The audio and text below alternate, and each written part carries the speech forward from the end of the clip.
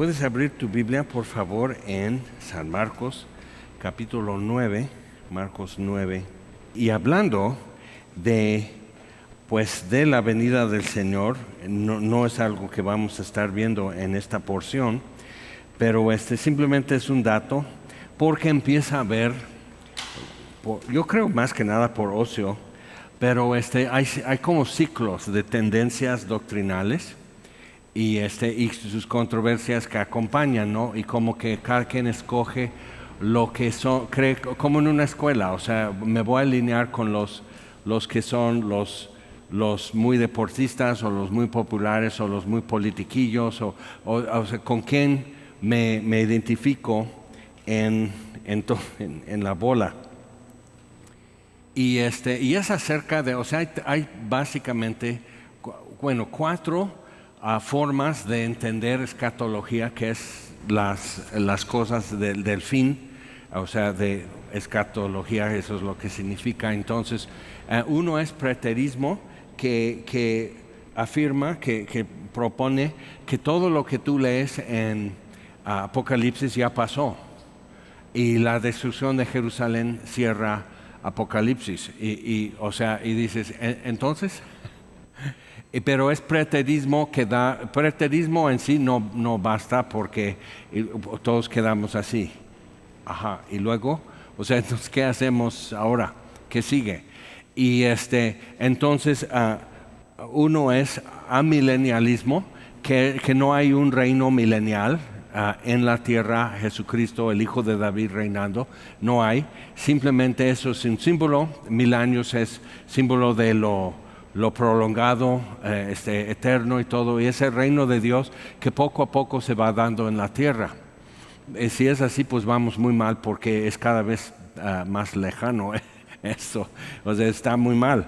Y otro es postmilenialismo, que es después del milenio, o sea, la iglesia produce el reino de Dios que dura 1000 años o algo así, y al final de eso Cristo regresa a la tierra.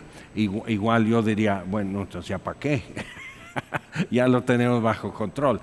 O sea, obviamente, y ya el otro, que es lo que hemos estado enseñando siempre aquí, es premilenialismo, que es Jesucristo remueve la iglesia de la tierra, lo que lo detiene es el Espíritu Santo, y ya el misterio de iniquidad ya llega a su realización. Y eso es ya el anticristo y Dios, el día de la ira de Dios, el día del Señor, comienza con eso. Es cuando Dios ya toma el tribunal y Él empieza a acusar a la humanidad. Tenemos miles de años que la humanidad libremente, a discreción, acusa a Dios o justifica a Dios. Entonces, Abraham justificó a Dios, dijo, Dios está diciendo la verdad, y Dios justificó a Abraham. David justificó a Dios, dice, he pecado contra Jehová, y Dios justificó a David. Y así va hasta ya Jesucristo y el día de hoy. Justificamos a Dios, decimos, yo soy pecador, Jesucristo es un cordero sin mancha, perfecto sacrificio, y es el Redentor. Entonces, justifico a Dios, digo, yo no voy a discutir que soy pecador, lo admito, y también reconozco quién es el sacerdote que ofrece el mejor sacrificio. Entonces, premilenialismo es lo que tenemos, es que cuando Cristo ya vuelve, al final de ese tiempo es el milenio. Ahora, ¿por qué estoy diciendo eso? Bueno, es porque ya sabes que luego ando tratando de ver siempre qué onda en la historia de la iglesia y muchas cosas, y historias de doctrinas, o sea, de dónde viene como 4 posturas, ¿no? 3 con preterismo, es para idiotas, pero hay quienes lo tienen así. Y ¿y qué crees? En la iglesia primitiva, hasta el emperador Constantino, que cuando se convirtió y legalizó el cristianismo, entonces terminaron las persecuciones, era premilenial. Todos los apóstoles, o sea, sus discípulos, como Justino Mártir, Policarpo, Ireneo y todo, que son considerados como los padres de la iglesia.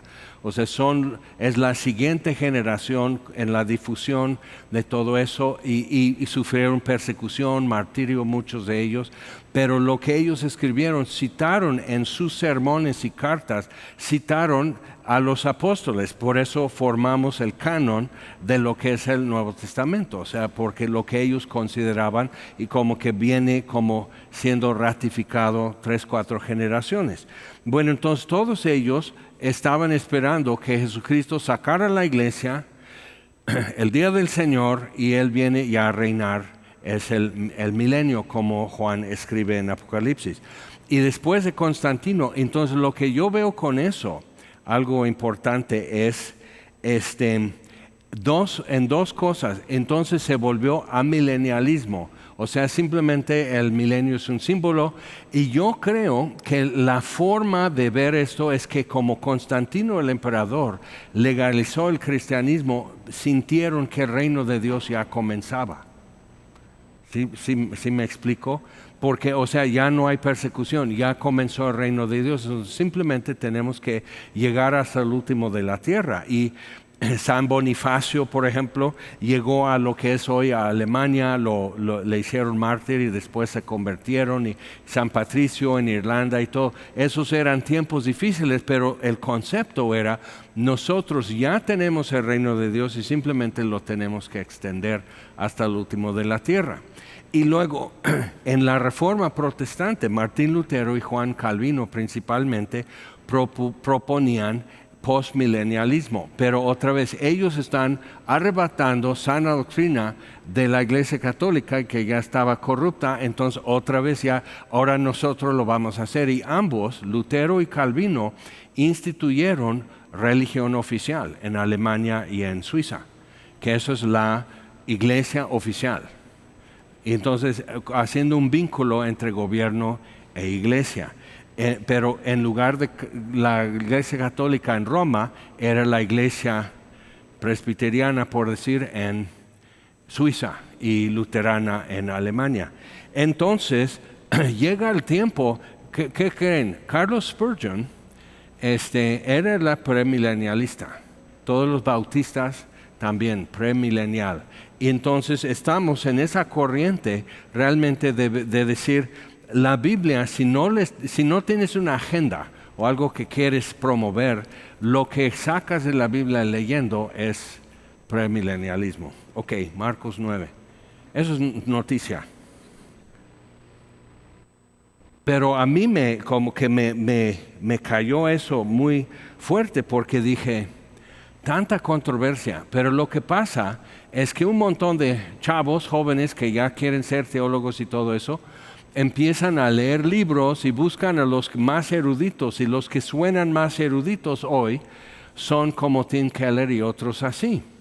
Pero cuando empiezas a ver lo que también afirman, eso es lo que me hace cuestionar su forma de manejar las escrituras, de tomar lo que está escrito como tal y exponer y entender lo que dice ahí. Entonces, arriba Spurgeon, gracias a Dios. Ok, Marcos 9, y vamos a tomar desde el versículo 30. Dejamos a Jesús y los discípulos probablemente en Monte Ebal, junto al monte de la transfiguración, que probablemente era el Monte Ebal, y tiene una tremenda vista de todo el valle de Megiddo, y casi 360 grados alrededor, es muy bueno. Entonces eran dos montes en donde decían las bendiciones y las maldiciones de obedecer o no obedecer la ley cuando entraron a la tierra prometida. Entonces Jesús les llevó a un monte muy alto, que probablemente era ese, y fue transfigurado. Ahora, en eso, o sea, Jesús había dicho, hay algunos presentes que no gustarán la muerte antes que vean el reino de Dios. Y esto fue. El reino de Dios es el rey en sí. Y es importante entender en esos tiempos, el rey personifica, por eso tenían que quemar incienso al emperador de Roma, porque el rey personifica el reino. O sea, todo está concentrado y visible en él. Entonces Jesús demuestra que Él es el Rey de Reyes y Dios Padre lo testifica audiblemente.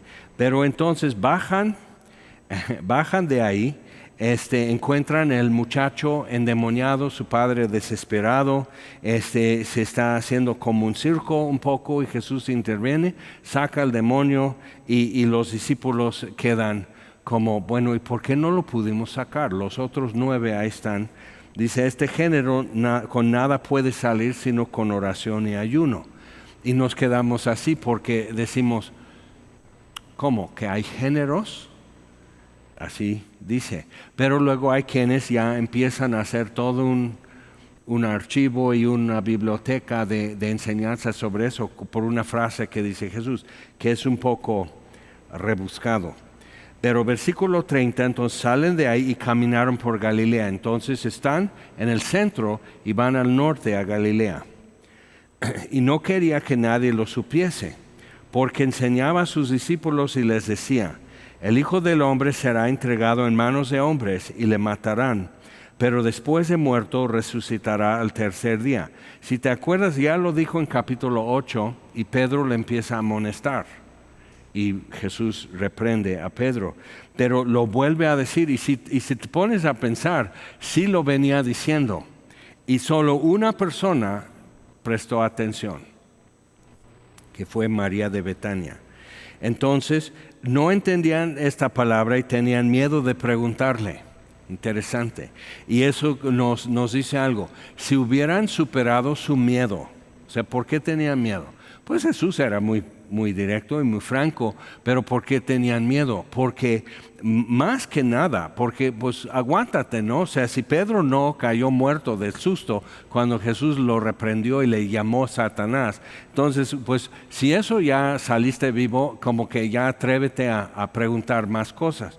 Pero algo con eso es que porque no encaja, lo que Jesús está diciendo no encaja con lo que ellos están esperando cuando llegan a Jerusalén, que es el Mesías. Ya vieron su gloria en el monte, ya entonces ellos están pensando todo lo que el Antiguo Testamento dice del Hijo de David, del Rey que viene, del Mesías y todo eso, pues eso está por cumplirse y va a ser gloria. Sí, pero Jesús dice, esto también va a suceder y simplemente no tienen como un cajón en donde guardar ese dato y se les cae. Realmente no entienden y al rato ni se acuerdan que les dijo que va a resucitar al tercer día. Entonces, cuando lees el relato de la resurrección en cada uno de los evangelios, es sorpresa y es incredulidad cuando les empiezan a decir el Señor ha resucitado y ya lo vimos. Entonces, incredulidad.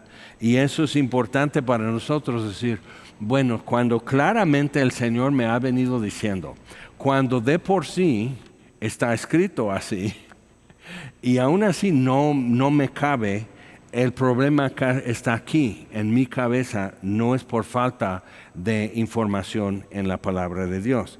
Entonces, llegó a Capernaum y probablemente es como recolectarse otros seguidores, otros discípulos, la multitud, porque ya vendrían desde Capernaum, siguiendo del mar de Galilea, siguiendo el río Jordán, para dar vuelta a la derecha, como quien dice, en Jericó, que pasa el río Jordán enfrente. Entonces siguen la cuenca del río Jordán, porque es muy caluroso y poca gente va. Entonces es el camino de los peregrinos. Para fiestas y días santos iban así para no contaminarse con gentiles. Entonces dan de vuelta derecha y ya van subiendo los montes de Judá a Jerusalén. Pero entonces cuando estuvo en casa les preguntó, ¿qué disputabais entre vosotros en el camino? Es interesante, él va caminando y no tardando, o sea, va a un paso. Y los discípulos están despistados y no ven la urgencia que Jesús trae. Y eso como que ya no se detenía, tenía que llegar y entrar en Jerusalén. La entrada triunfal tenía que ser un día específico, entonces no podía perder un día en el camino. Entonces, ellos callaron porque en el camino habían disputado entre sí quién había de ser el mayor.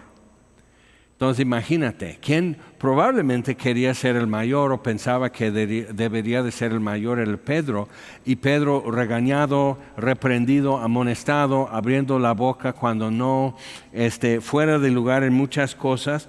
Entonces, pero todos están inflados de su propia importancia, porque se callan, porque cuando él hace la pregunta, todos ya se ven fuera de lugar.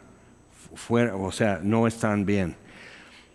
Entonces él se sentó, o sea, él tiene prisa y se detiene, se sentó, no dice, bueno, en el camino se lo voy a explicar, no, se sentó, o sea, otra vez esa es la relación maestro-discípulos, y es así. A ver, chicos, saquen su cuaderno y apunten esto. Entonces, él se sentó y llamó a los 12, así sin distracción de lo demás, y les dijo: si alguno quiere ser el primero, será el postrero de todos y el servidor de todos. Muy importante, porque las tendencias otra vez están dando que para ser el primero tienes que ser líder de muchos, y ellos te rinden cuentas y bajo tu cobertura. Eso es un término que se ha usado en diferentes momentos en las iglesias, de que pues estás fuera de tu cobertura y estás buscando cobertura. Y si te das cuenta, no aparece el término ni el concepto en la Biblia. Es importante ver eso. Si acaso en el matrimonio, si acaso, pero realmente el concepto como se maneja es sumisión absoluta. Okay, que en el matrimonio tampoco se maneja así. Entonces, viéndolo así, es un término extra bíblico, no es pecado, no es abominación o algo así, pero es extra bíblico. Entonces, siempre en eso, no quiere decir que sea antibíblico, pero es de usar con cuidado, con los ojos abiertos y con juicio. Entonces se sentó y llamó a los 12 y les dijo: si alguno quiere ser el primero, será el postrero de todos, que normalmente no sucede, ¿sí o no? Entonces será el postrero de todos y el servidor de todos. Ahora, algo muy importante con eso es que lo que la Biblia sí muestra, con reyes, con profetas, con Adán y Eva, con Abraham, Isaac y Jacob, como el faraón en Egipto, con José y todo, es que el que tiene mayor responsabilidad necesita mayor autoridad.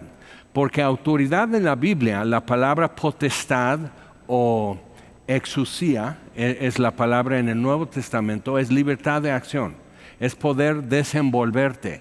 Entonces, la idea de autoridad, potestad, es libertad de acción, pero presupone, esa libertad de acción presupone una responsabilidad encima, o sea, cargar responsabilidad.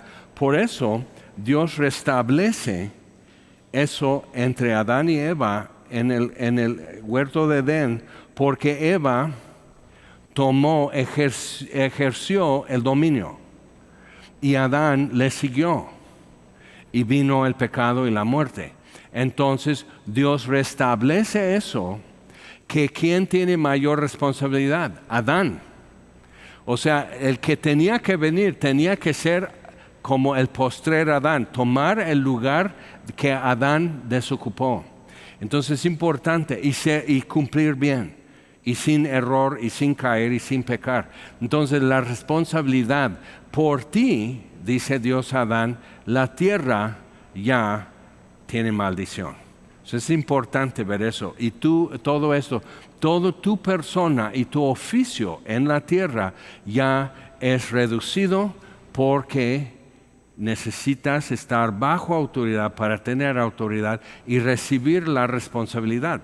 Ahora, el problema con el machismo, por ejemplo, es que el hombre quiere ejercer dominio sin cargar responsabilidad completamente. ¿ok? Entonces, nada más es obligar porque yo digo, porque yo puedo y porque así. Entonces, pero sin cargar la responsabilidad espiritual y moral también en la familia. Y el embrismo, que es su contraparte, no el feminismo. El feminismo simplemente es un invento. Pero el embrismo es lo que sucede en toda la humanidad. Machismo y embrismo en las culturas, porque el embrismo se basa en que la mujer es moralmente superior al hombre. Y Eva es autora de ese concepto, moralmente superior. O sea, ella debe decir lo que hay que hacer porque ella entiende. Ahora, la idea ya en el Nuevo Testamento que muchos toman mal es que la mujer tiene que someterse al hombre porque ella es muy simple, ella es tontita, porque Eva fue engañada y no Adán. El problema es esto: Adán pecó y no estuvo engañado, supo que estaba haciendo mal y Dios le responsabilizó de que no fue engañado, supo lo que estaba haciendo y salió debajo de su responsabilidad, porque él pudo simplemente haber agarrado la serpiente así y decir, ahorita viene Dios y le preguntamos, ¿va? Así de sencillo. Un hombre así perfecto, inmortal, con atributos que nosotros no podemos imaginar, y simplemente eso, tienes al Hulk esperando que llegue Dios a convivir con ellos en el huerto en la frescura de la tarde y así. Y es que, cállate. O sea, él pudo haber hecho eso. No, vamos a preguntar a Dios y decirle a Eva, y tú siéntate igual y vamos a esperar, porque algo no está bien aquí. Entonces, imagínate qué diferencia para todos en eso. Ok, entonces, importante ver eso. ¿Quién es el mayor? Dice, si alguno quiere ser el primero, será el postrero de todos y el servidor de todos. Entonces, lo que muchos se buscan en las iglesias son jerarquías, entonces una estructura piramidal como de una empresa multinivel, que todos rinden cuentas hacia arriba y todos apoyan hacia arriba, y el mero, el fundador de la empresa o del movimiento y de la iglesia o el papa, qué sé yo, pero entonces todos rinden cuentas a él y él tiene máxima autoridad, pero no tiene máxima responsabilidad. ¿Te das cuenta que ese modelo no es lo que Jesús está diciendo? Pero si lo vemos invertido, que todo el peso va pasando de estos a estos, a estos, a estos, mayor responsabilidad hacia abajo, y el servidor de todos es Jesús. Él es el primero, Él es el mayor, y Él es el servidor de todos y carga más responsabilidad. Es nuestro sumo sacerdote. Todo el pecado Dios cargó en Él. Ok, entonces cuando lo ves así, y Dios le ha dado, ¿qué dice Jesús?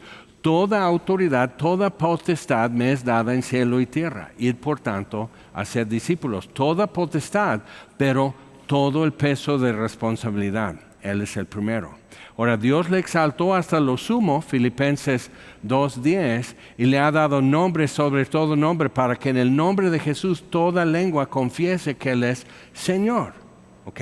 Que Él es el máximo. Pero Él cargó a todo el mundo. Entonces es importante entender lo que Jesús está enseñando. Y luego checa esto. Entonces, versículo 35, entonces Él se sentó, llamó a los 12, les dijo, si alguno quiere ser el primero, será el postrero de todos y el servidor de todos. Y tomó a un niño y lo puso en medio de ellos. Ahora, en esos tiempos, ni los judíos, ni los romanos, ni los griegos, un niño no tiene que hacer ruido, no tiene que hacer preguntas, no tiene que estar presente cuando adultos están hablando de cosas importantes. Entonces un niño así, entonces es, vete allá a la cocina y ayuda a tu abuelita. Entonces así, tomó un niño y lo puso en medio de ellos, y tomándole en sus brazos les dijo, lo tomó en sus brazos, lo pone en medio y luego lo abraza y dice, el que reciba en mi nombre a un niño como este, me recibe a mí. Y no tenemos que entender algo, una onda rara del siglo XVIII del romanticismo y que un niño es puro, un niño es pecador y necesita un salvador. Pero lo que Jesús está diciendo es, ¿quién es el que menos le toman en cuenta? A un niño. Ya duérmete. No.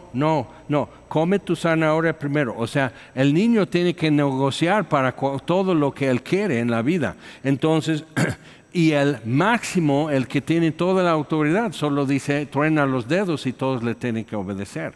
¿Ok? Pero ¿quién carga?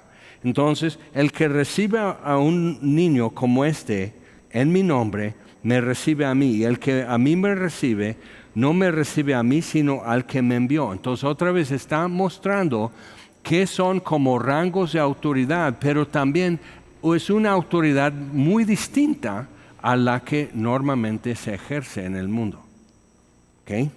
Entonces, o sea, ve esto. Él se interrumpe en su prisa por llegar a tiempo a Jerusalén, tiene que subir a Galilea y luego bajar todo Galilea, ir juntando el pueblo de Israel que viene de por sí a Jerusalén, llegar con ellos y la entrada triunfal. Pero nadie está poniendo atención a los porqués y las fechas y todo eso. El que dice, Juan le respondió diciendo, entonces pregunta, Juan, el autor del Evangelio de Juan, Juan el apóstol, le respondió diciendo, Maestro, hemos visto a uno. Todos tienen la idea que Juan era a todo dar y Pedro era el torpe. Juan le respondió diciendo, Maestro, hemos visto a uno que en tu nombre echaba fuera demonios, pero él no nos sigue y se lo prohibimos porque no nos seguía. Imagínate, ¿cómo cree? O sea, ¿dónde está su INE? Con la firma de Jesús, que este ya es oficial apóstol. O sea, ¿cómo? Pero Jesús dijo, no se lo prohibáis, porque ninguno hay que haga milagro en mi nombre que luego pueda decir mal de mí. Ahora, es importante al ver eso, qué es lo que está diciendo, qué es lo que no. Porque el que no es contra nosotros, por nosotros es. Y cualquiera que os diere un vaso de agua en mi nombre, porque sois de Cristo, de cierto os digo que no perderá su recompensa. Ahora, ¿qué es lo que pasa aquí? Porque el que no es contra nosotros, por nosotros es. Y eso, o sea, lo agarran como balón de fútbol y van corriendo. Bueno, entonces, vamos. Y lo aplican en muchas formas, pero piensa en lo que está diciendo.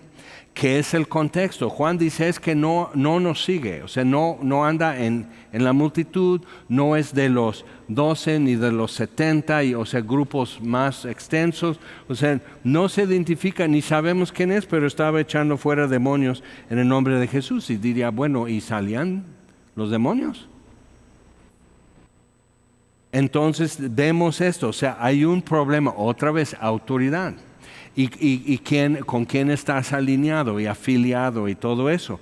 Pero si Dios respalda el nombre de Jesús es porque Él reconoce la autoridad de Jesús. Y el demonio reconoce eso. Algunos se acuerdan, ¿no?, de una situación hace muchos años, era un muchacho de 19 años. Y teníamos un local en el centro junto al malecón. Y era un lugar de vicio, o sea, eran Pac-Man, o sea, no tenían más juegos y todo eso, Pac-Man y billares, y un bar, y en el estacionamiento frente al malecón y el embarcadero, compra-venta de drogas. Pues, ¿qué más necesitas, no? Eran los 70 y con eso se perdía la gente bien a todo dar.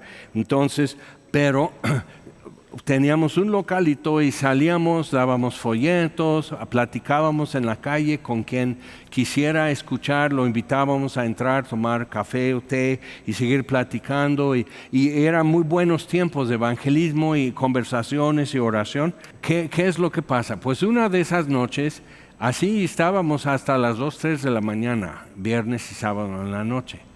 Y llega un tipo que dio un aventón a otro, el otro se veía así. muy así, no drogado, pero como si estuviera drogado. Y así muy serio. Y no quiso entrar, toda la noche no quiso entrar. Entonces ya daban entre 2 y 3 de la noche. Él hacía preguntas y cuando querías contestar se le borraba. O sea, se te borraba lo que ibas a decir. Entonces estarías hablando con alguien y bien enganchado. O sea, la persona oyendo y compartiendo textos bíblicos y él pasaba enfrente y se te borraba. Entonces molesto eso y algo sobrenatural, algo raro está pasando aquí. Pero estamos muy ocupados y como hay rutinas y no pones atención, entonces ya va terminando y alguien dice, ¿por qué no entras? ¿No? Como para quitarlo, la parte de eso, quitarlo de la banqueta y de interrumpir y causar todo eso y alguien que se ocupe de él, ¿no? Y entonces lo invitan y no, pero está en la puerta, nadie puede entrar o salir, entonces está en la puerta y así. Y tenía un seguro, como esos como para un broche, así, que usarías como para pañal, pero no con lo de plástico rosa o azul, sino así, de acero. Lo tenía como arete, con otro y otro y otro y así, abrochado aquí. Entonces lo veías así. No vais a estornudar porque, o sea, va a ser feo. Entonces, o sea, así raro. ¿Y cómo te llamas? Espíritu. O sea, si has escuchado el... Entonces era raro, o sea, cuando te lo cuento, dices, ¿qué estaban pensando? Era noche y eso era, o sea, teníamos algo así casi todos los fines de semana, algo especial. Entonces, así, entonces no quiere entrar y digo, ¿por qué no entras? Y así, y él así. Y empieza como a hacer esas preguntas raras y digo, ¿sabes qué? Aquí realmente no solo queremos escuchar la palabra de Dios. Entonces empieza, sepulcros blanqueados, nido de víboras, para usted está reservado al más oscuro infierno, o sea, pura palabra de Dios, así textual. El diablo se la sabe, ¿eh? Así es que no juegues. Entonces empieza así, y yo ya, o sea, con 3 pulgas que se me quedaban a las 2 de la mañana así, nomás me volteo y digo, cállate en el nombre de Jesús. No como Superman ni nada, pero de puro fastidio. Y hace así. Sé que le eché, pero hace así. Bueno, solo por el nombre. Y da vuelta y se va. Y un muchacho que estaba ahí nomás para abrir la boca y como turista ver, dice, wow, y wow, el poder de Dios. Digo, somos retontos. Teníamos que haber enfrentado y tratado eso a las 9 cuando llegó el cuate y no estar aguantando toda la noche. ¿Cuánta gente se nos fue, interrumpidos, sacados de onda y todo eso, y nosotros jugando esto? Entonces, importante ver cuestiones de autoridad. ¿Qué me contestó? Solo por el nombre. Y todo lo que quisimos hacer toda esa noche, 6 horas así, era en nuestro propio vapor. ¿Okay? Eran nosotros buenas respuestas, buen modo, siendo muy amables, siendo muy pacientes, usando discernimiento, sacando otro texto bíblico, entrando en su juego. Y lo único que iba a respetar el espíritu que estaba en él era el nombre de Jesús. Entonces es importante tener eso muy presente en tu vida. No tenerlo como, creo que es momento de sacar el nombre. O sea, es realmente andar en esa autoridad. Saber quién es tu Señor. Como el centurión le dice a Jesús, yo soy un hombre bajo autoridad. Centurión romano. Entonces yo digo a uno de mis soldados, ve y va. Y le digo, ven y viene. Entonces tú solo di la palabra y mi siervo será sanado. Y Jesús se asombró, dice, no he visto tan grande fe en todo Israel, y era extranjero. Entonces, importante ver eso. Él entendía, el soldado romano entendía quién tiene mayor responsabilidad, el soldado raso o el centurión. El centurión. Entonces, ¿quién cuenta con mayor autoridad? El centurión. ¿Quién es responsable? ¿Quién sustenta el universo con su palabra de poder? Jesús. ¿Quién tiene máxima potestad? Jesús. Cielo y tierra. Entonces, cuando caminamos así, cuando realmente no estás así buscando así, ¡Onta demonio! O sea, no estás buscando pleitos, no estás buscando enfrentamientos, quisieras decir algo al viene en el estacionamiento, quisieras con la cajera en el súper, quisieras algo, darle algo, decirle algo. Necesitas reconocer a quién sirves. Y Él tiene mayor responsabilidad porque Él conoce el caso y el corazón de esa persona. Y sabe qué es lo que necesita escuchar. Entonces Él se hace responsable. Él murió en la cruz por esa persona ya. Ya se hizo responsable al máximo. Y Él tiene toda la autoridad. Entonces entra en la situación así. Los discípulos lo iban a entender y aprender después, pero en ese momento están preocupados que quién va a ser regidor de gobernación y quién va a ser de defensa nacional y comunicación. O sea, están estableciendo un reinito de Dios en Jerusalén. Eso es su imaginación. Y hasta ahí llega. Y si tú y yo estamos procurando nuestro reinito, nomás vamos a acabar en pleitos como ellos. Bien. Entonces Juan dice eso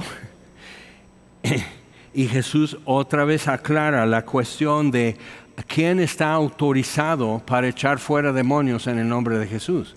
Pues a quien Jesús autoriza. Si tú no lo autorizaste, pero el demonio sale fuera, entonces ¿qué onda? Es el nombre de Jesús, entonces eso es máxima autoridad. Y si Dios respalda a quien se ocupa de eso, por eso dice, el que no es contra nosotros, por nosotros es, pero no lo conocemos. Pues entonces ya tienes la oportunidad de conocer a alguien, quizás más valiente que tú, inclusive. Y cualquiera que os diere un vaso de agua en mi nombre, porque sois de Cristo, de cierto os digo que no perderá su recompensa. Ok, entonces ahí lo vamos a parar. La próxima parte va a ser muy interesante y les va a encantar. Vamos a orar. Señor, te damos gracias por tu palabra. Gracias por el nombre de Jesús. Gracias porque Jesús dijo, cualquier cosa que pidierais al Padre en mi nombre, os lo dará. Porque es el nombre y a quien le pertenece ese nombre. ¿Quién es? Entonces te damos gracias que tenemos acceso, tenemos entrada a esta gracia en la que estamos firmes. Te damos gracias, Señor, que nos salvaste hasta lo último y pusiste el sacrificio insuperable, inigualable, perfecto. Y con una sola ofrenda nos santificó Jesús y nos dio vida eterna y nos apartó para ti para siempre. Te damos gracias, Señor, porque el Espíritu Eterno lo has enviado a nuestros corazones, clamando, Abba Padre, recordándonos y poniendo en evidencia tu salvación para nosotros y después para cualquiera que nos llegue a conocer, viendo el fruto del Espíritu en nuestra vida. Te damos gracias, Señor, que miles de cosas que ni vemos ni detectamos pueden estar sucediendo y estamos en el hueco de tu mano. Te damos gracias que vas delante de nosotros en los caminos aún al Calvario y saliste antes de nosotros del sepulcro. El camino está abierto. Entonces damos gracias, Dios. Gracias por la luz que enviaste al mundo. Gracias porque la vida está en Él y la vida era la luz de los hombres. Y gracias, Señor, que tu palabra llegó y nos convenció. Nos abriste los ojos. Entonces te adoramos y te alabamos por eso. Tanta bondad, tanta gracia, tanta misericordia, Señor, tanto amor. Y no se te acaba. Damos gracias por eso, Señor, en el nombre de Jesús. Amén. Señor les bendiga.